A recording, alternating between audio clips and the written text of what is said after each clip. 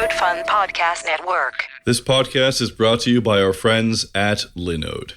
Whether you're working on a personal project or managing your enterprise's infrastructure, Linode has the pricing, support, and scale you need to take your project to the next level. Get started on Linode today by going to linode.com/sustain.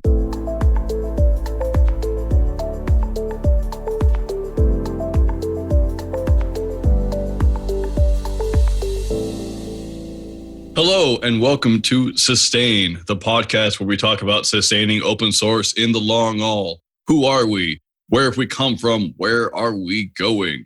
Today we have me, hello, and Justin on the call. Hello, everyone.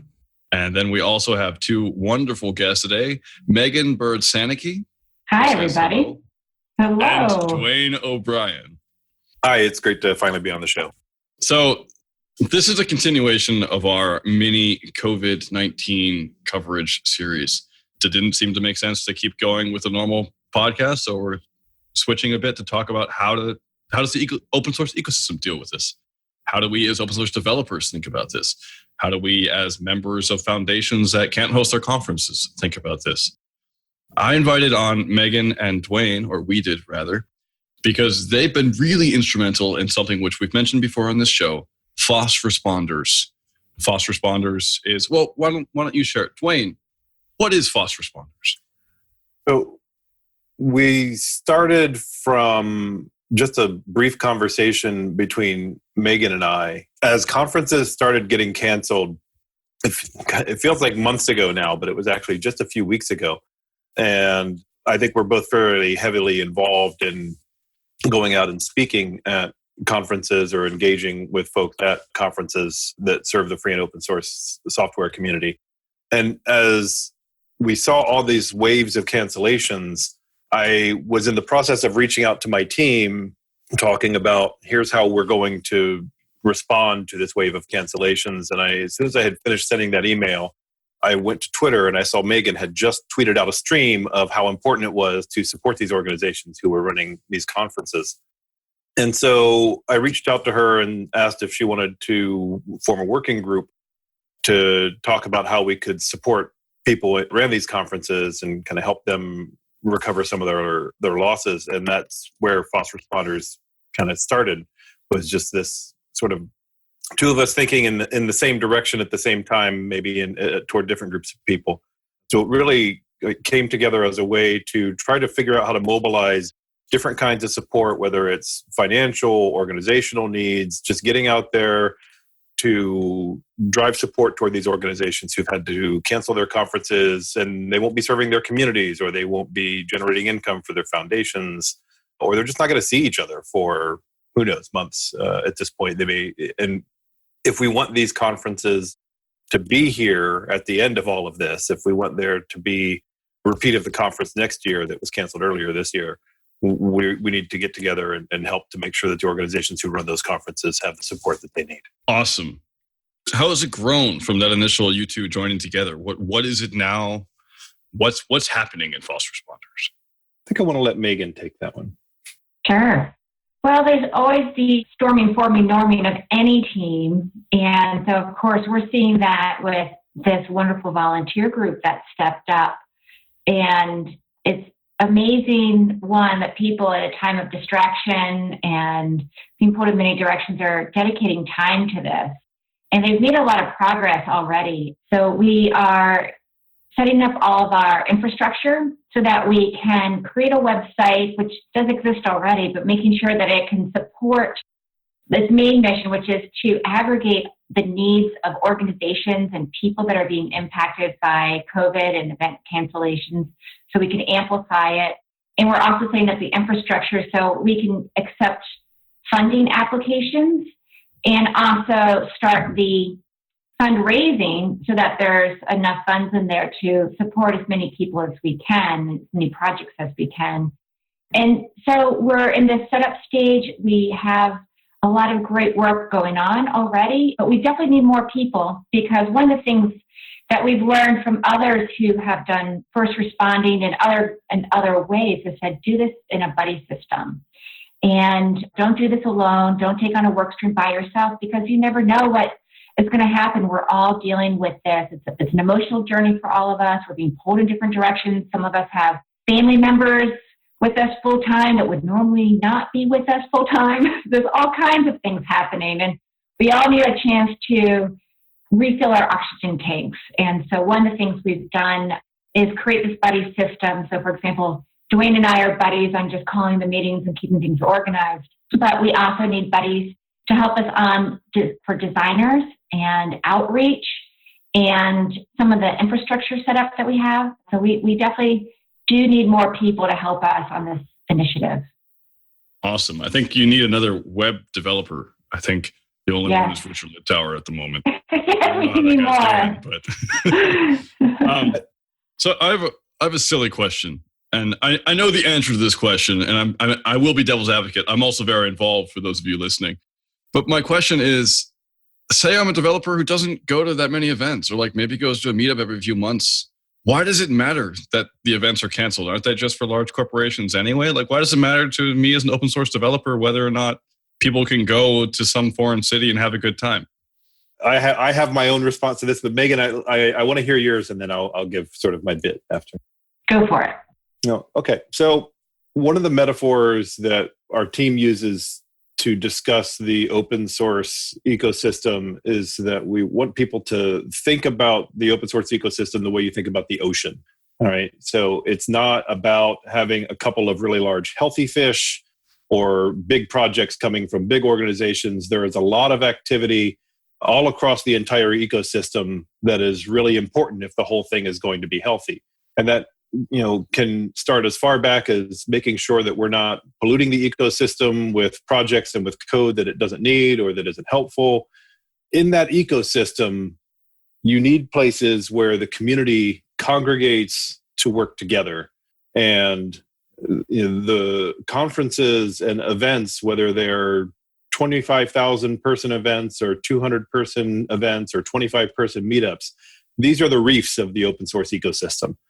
This is where different groups come together and they learn from each other. They do work that benefits each other. This is where everything happens. And so if you're a developer who uses open source every day and don't think that these events are important, there are all kinds of activities that happen at these events that support your projects, that support your language ecosystem, that support the things that you use every day, that really, really derive a lot of benefit from these conferences. And that can just be as simple as driving adoption for the project and helping to onboard new contributors. Some projects get together and have their developer meetups at conferences and drop releases and ship. And the evangelism that happens at these conferences is the thing that allows people to take that technology back into their own companies, into their own workspaces, into their own contexts, and use it effectively.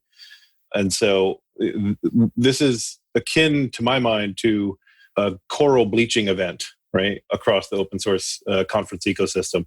And if we want them, again, to continue to be sustainable, if we want the organizations that run them to continue to be sustainable, then we need to take some kind of action and respond in the opposite. Yeah, I agree with everything. Also, that was a beautiful metaphor there with the coral bleaching. And it's true. It's like I put on my hat when I was the executive director of Drupal, and I spent 8 years working on that project. And it's a community-driven project. There are no corporate backers, so to speak. And so, we could really see it from that pure perspective of these are events that are accelerators, and they do it in a very structured way, but in a serendipitous way too. So it happens, you accelerate community growth and onboarding new community members and introducing them into the culture and the project and helping them bridge that gap from like newcomer to first contributor. You're also accelerating innovation as a community because you're together doing sprints, and you can really unblock things that are really hard to collaborate on, or having those serendipitous conversations that really help you leapfrog innovation. And then, of course, there's the adoption and getting all the vendor ecosystem in, helping them understand how to use the software and get more people on board. And it's this virtuous cycle. Right, it's a very important part of the virtuous cycle in open source. And so when this is deflated or removed, it has a real impact on the growth in all these areas. there's another part of it too. Like when I was the executive director, I would use these events to listen to the needs of the community, prioritize how we help them, where we put our investments for the next year, right? So the other thing too is, as an organization, we use these events to get in front of our funders and really make sure that we had the commitments we needed for the cash flow to fuel our mission. And so that work is kind of being taken away. That's really hard for these organizations to then get in front of everyone as fast as they need to at a time of need and a little bit of, chaos and trying to get people's attention to make sure they have the commitments for this upcoming year. So that's something else to keep in mind, which is why if you have a project you're dependent on, you should reach out, be proactive, see how you can help them, because right now they need your help. I know that the Python Software Foundation relies heavily on the income from the PSF, their yearly conference, PyCon. Now, have you been in touch with those types of organizations that are heavily dependent upon that revenue? So I think we're still coordinating our response around that. We've been collecting the information as it's been surfaced to us by these organizations. So I know the Drupal Association posted a blog post last week that said, in the event that we have to cancel DrupalCon, here's about the range of what we expect our losses to be. And when the Python Software Foundation needed to cancel PyCon, I know that they're still working on what the impact of that is going to be for them. What I really want us to do as a community is coordinate how we reach out to these organizations so that 50 sponsors of the Python Software Foundation don't immediately reach out to Betsy over at the Python Software Foundation and she gets 50 emails that says, how bad is it, right? So coordinating how we reach out to these organizations to find out what their need is and making sure that we're doing it in a cohesive way, asking the same sets of information so that we can get our hands around the need. That is decidedly the next step to my mind of where we need to be going from here. We have some anecdotes that we've gathered from organizations, but there hasn't been yet a collective coordinated outreach, and that's an area where we could definitely use some help. But before May could give her answer, I just want to say I love Betsy. Betsy's awesome. Hi, Betsy. We're in the process of reaching out, so my answer is pretty similar to Duane's, and I think that's a really great point. We want to help, but you can overhelp. We can create an avalanche of help, and it is really hard for a small organization to triage all the helpfulness. So we definitely hope that the people in projects will start surfacing their needs through FOSS Responders to make it transparent so we can amplify it and help make it a little bit more easy to manage. And just to clarify, FOSS Responders isn't just about organizations, right? You're also interested in individuals who are working on projects. Yeah, absolutely. One of the things that we talked about as a group was there are many ways to give, and now is the time to give what you can in the ways that you can. We don't want to compete with people's funding mechanisms at all. So for example, if you are a vendor and you already have a relationship with a foundation, pay directly. That's great. All that matters is that you're giving. There might be an individual, a maintainer who's a freelancer who lost all their travel funds. They couldn't get the refund from the airline or whatnot. And they may put out a call for need through GitHub sponsors. And if that's the best way to reach them and to help them, please do so. We want to make sure we're amplifying all the needs. And if an individual has financial strains because of this situation, but they are falling through the gaps of these traditional funding mechanisms, they can apply to the FOSS Responders Fund, and we can help them that way. Awesome. One of the things I'm curious about is that this is really focused on like events, right? And what happens with the event ecosystem in the case of open source. The open source ecosystem is much bigger than events. Events are only a part of it. While they are the reef, which we collectively nibble at occasionally, we also have other things that are happening right now. Duane recently sent me an email from Mozilla. Duane, do you want to talk about that? Sure. So we have some friends over at Mozilla. Yochai Ben-Avi runs a program over at the Mozilla Foundation called MOSS, the Mozilla Open Source Support Program. They do a lot of grant writing for open source projects that align with Mozilla's mission. They just announced, maybe 5 minutes before we started recording the show, that they had put together a COVID-19 solutions fund that is specifically geared toward providing awards to open source technology projects that are responding to the COVID-19 pandemic in one way or another. It is a little more focused on specific technology implementations that are open source that are in response to it. Richard, I think the question that you were sort of pointing at moments ago is the idea that the COVID-19 is very big. This is a very particular narrow problem that we're attempting to take on. One of the reasons that we narrowed the focus to that is because you can't boil the ocean, and certainly not with 2 or 20 people. You had asked earlier, how has FOSS Responders grown? It started from an email to Megan, a tweet to Twitter, 20 people on a call the next day, and 20 people on the call ever since, from representing various organizations who have been involved. And that's a great group of people, but there are still only 20 of us.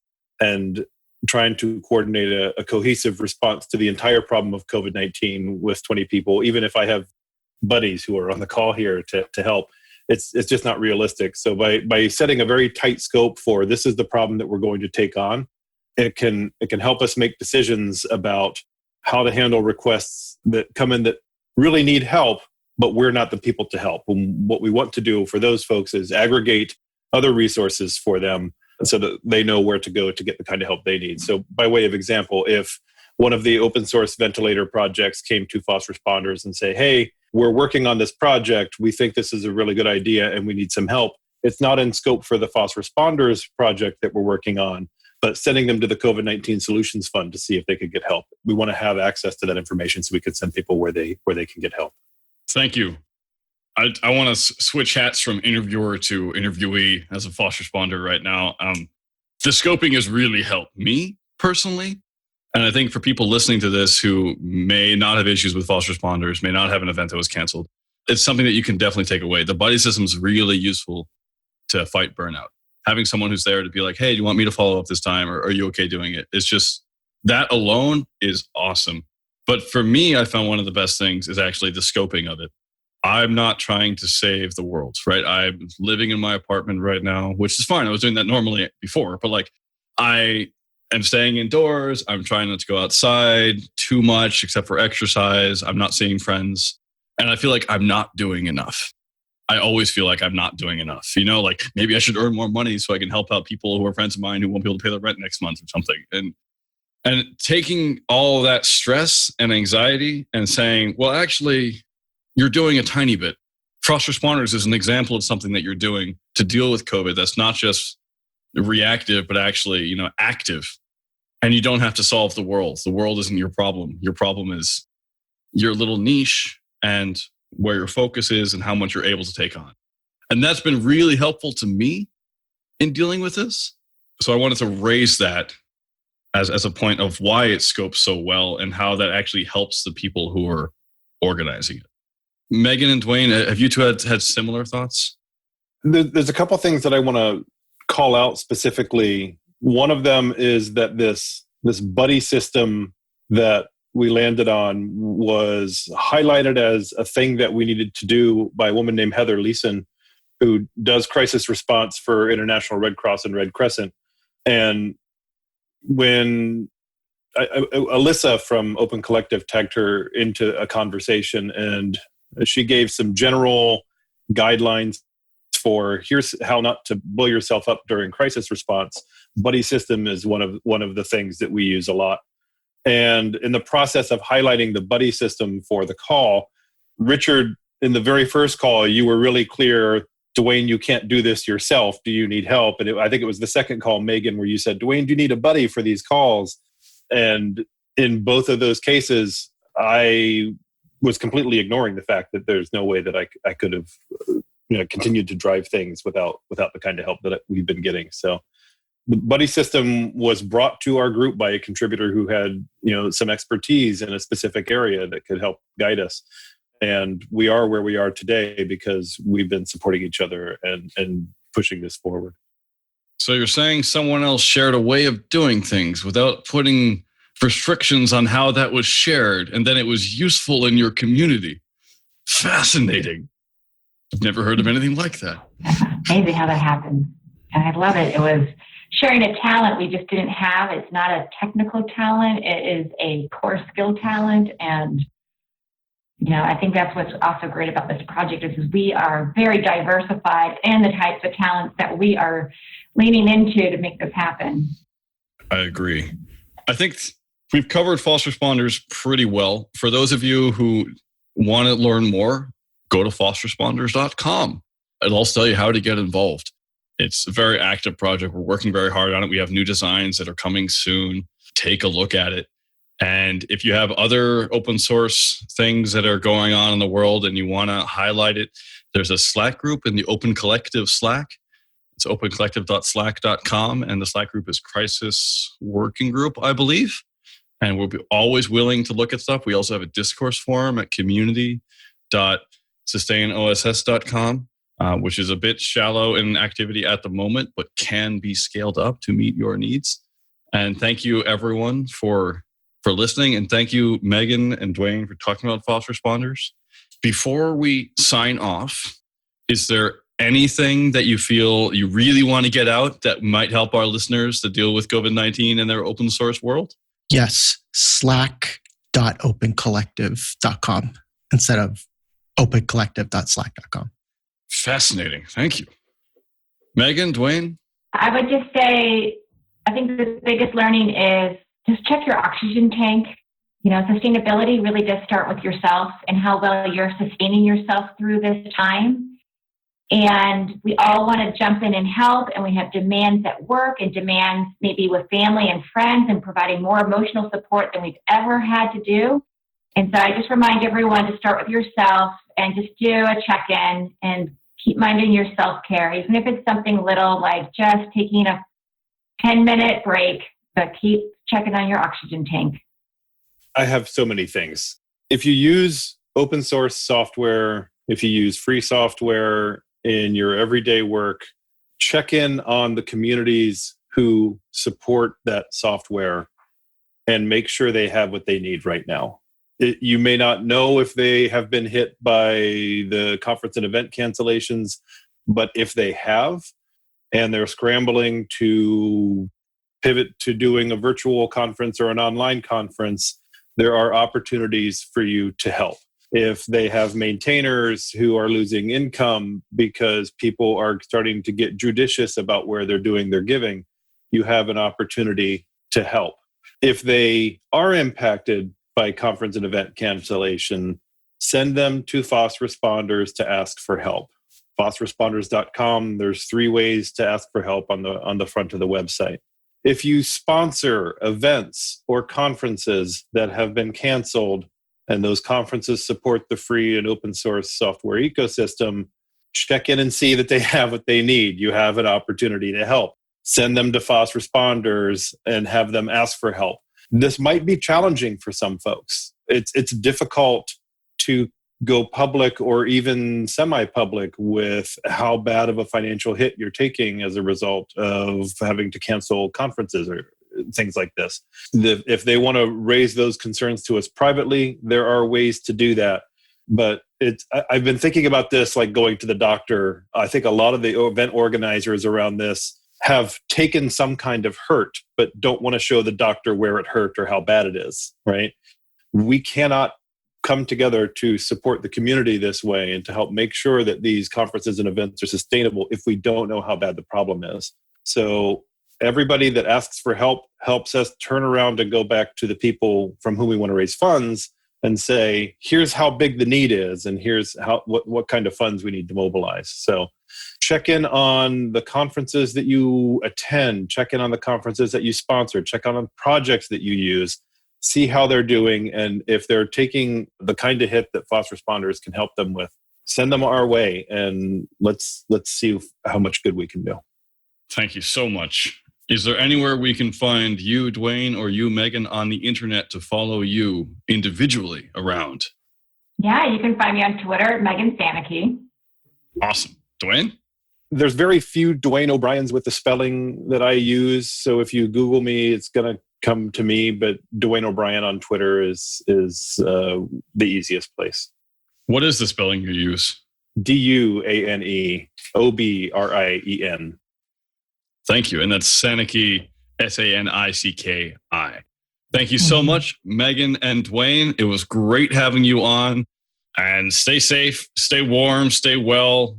Be in touch with your loved ones. Drink lots of fluids. Everyone should drink lots of fluids. And that's all for now. Wash your hands, everybody. And wash your hands. Yes. Thanks, y'all. Thanks so much. This podcast is brought to you by our friends at Linode. With 11 data centers worldwide, including their newest data center in Sydney, Australia, with enterprise-grade hardware, S3-compatible storage options, and their next-generation network, Linode delivers the performance you expect at a price that you don't. Get started on Linode today by going to linode.com/sustain.